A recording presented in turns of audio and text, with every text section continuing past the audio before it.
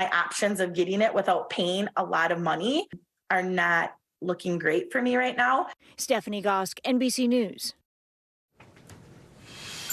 Well, in today's mental health check, getting a divorce can be a devastating experience emotionally, financially, and of course it can impact your physical health actually also. Yeah, supporting a friend or loved one during a difficult time like that is really important, but it's also not always easy to find the right words to say. So joining us now is licensed psychologist Kelli Rugless. Kelli, what are some ways people can support a friend or loved one if they are going through something like a divorce? So there are a few ways that you can support a loved one or a friend who's going through a divorce. One is to be a really good listener, which means really allow someone to tell you what they're thinking and feeling without interrupting and without talking about your own personal experience.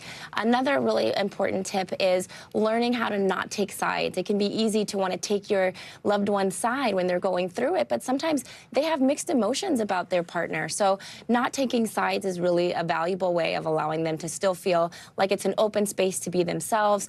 Offering practical support like babysitting or pet sitting or bringing food by is also really helpful, because going through a divorce is extremely stressful, and the most important thing you can do is honestly be patient, because there's going to be a roller coaster of emotions and you don't want to rush your loved one through their experience. Absolutely. I think also people are always worried about, they don't want to say anything because they're worried they're going to say the wrong thing. What are the things you should avoid doing or saying to someone who's dealing with this?